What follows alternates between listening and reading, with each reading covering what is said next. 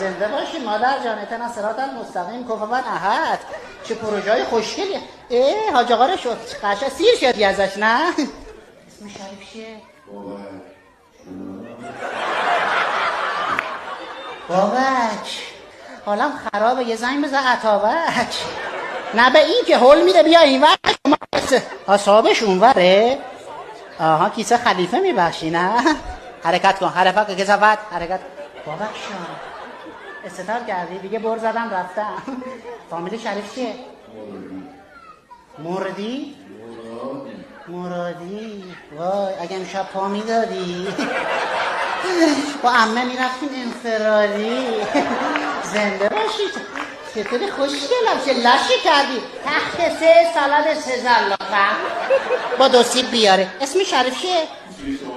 شما بزرگی کوچیک چیه قربونت برم سرش بالا.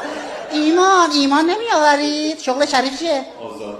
آزاد. کثافت اومدی گفتی عمم پا داد. آزاد. آره آزاد بستگی داره چه آزادی باشه. معیار برای ازدواجمون چیه؟ کثافت هیچ پلنی نداره. جوانای مملکت. سلام ویگن من. مادر جان خوبی با اجازه ما یه رل ریز مریض همین با شماست. من چیز خاصی نیست. زنده باشین. حال شما خوبه؟ قربونت برم من. اشاره با کنم برات پپسی خوشگلم جگر من. اسم شریف چیه؟ جعفر. میرم اون ورتر به افتقار همه جعفرها دست بزنید.